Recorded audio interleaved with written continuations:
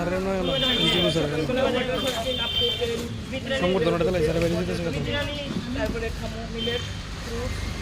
না না না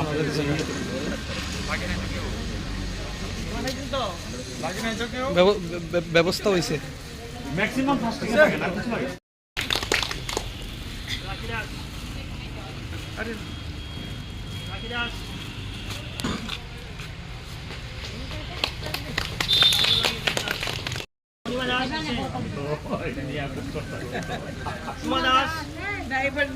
নতুন বছরের নতুন রেজলিউশন একদম আমি এখন আমি রাতে মানে সকালে কিন্তু 31 ডিসেম্বর অবধি করছি সব করে। হ্যাঁ দাদা আচ্ছা টিফিনটা খান আর চাটা খেলাম ততক্ষণে। হ্যাঁ সরকার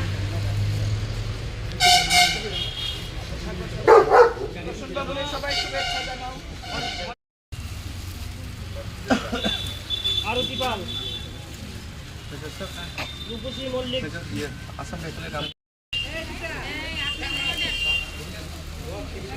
জয়ন্তী বর্মন,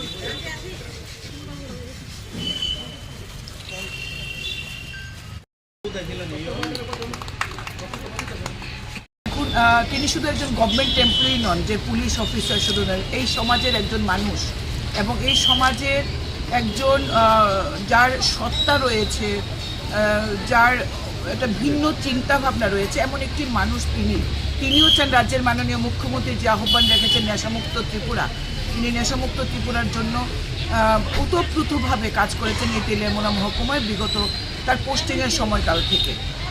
তিনি এর মধ্যেই যুব সমাজকে সচেতন করার জন্য তিনি একজন ব্লগার হিসেবে সারা রাজ্যে স্বীকৃতি পেয়েছেন এবং তিনি বিভিন্ন ব্লগ লিখছেন এবং সোশ্যাল মিডিয়া ইউটিউব চ্যানেলের মাধ্যমে নেশামুক্ত ত্রিপুরার লক্ষ্যে যে কাজ করছেন সেগুলো তুলে ধরেছেন। এবং আমি যেটুকুনি জেনেছি এই ব্লগের থেকে তার একটা income source of income generate হয়। এই ইনকাম জেনারেশন থেকে তিনি এটাও আবার এই সমাজ যে মানুষগুলোর থেকে তিনি যে পদ্ধতিগতভাবে বৈজ্ঞানিক যে সিস্টেমের মাধ্যমে যিনি যা টাকাটা তার উপার্জন হচ্ছে নেশামুক্ত ত্রিপুরা করার ক্ষেত্রে, সেই টাকাটা নিয়ে তিনি আবার সমাজে সেটা ফেরত দিচ্ছেন। এর জন্য তিনি তার যে রোজগারটা হচ্ছে, যে উপার্জনটা হচ্ছে, তিনি গরিব মানুষের মধ্যে সেই টাকাটা তুলে দিচ্ছেন। বিগত কিছুদিন যাবৎ গরিব ছাত্রছাত্রীদের তিনি বই পুস্তক যেমন দিয়েছেন, গরিব মানুষদের শীত বস্ত্র কম্বল তুলে দিচ্ছেন। আমি গতকালকেও সোশ্যাল মিডিয়াতে দেখেছি, রাজ্যের বাইরে থেকেও। আজকে সকালবেলা আমি যখন যাচ্ছিলাম তেলিয়ামুড়ার দিকে প্রচুর মহিলার ভিড়, তারপর জানলাম যে তিনি মিউনিসিপ্যালিটির ডোর টু ডোর যে গার্বেজ কালেকশন করেন, সেই গার্বেজ কালেকশন যারা কষ্ট করে করেন তাদেরকে শীত থেকে রক্ষা করার জন্য শীতবস্ত্র কম্বল আজকে এসডিপিও সাহেবের অফিস কমপ্লেক্সে তাদেরকে দিয়েছেন, তাদেরকে প্রাতরাশ করিয়েছেন, তাদের শুভেচ্ছা আশীর্বাদ তিনি গ্রহণ করেছেন। এটা বিশাল উদ্যোগ, মহান উদ্যোগ, আমি স্বাগত জানাই।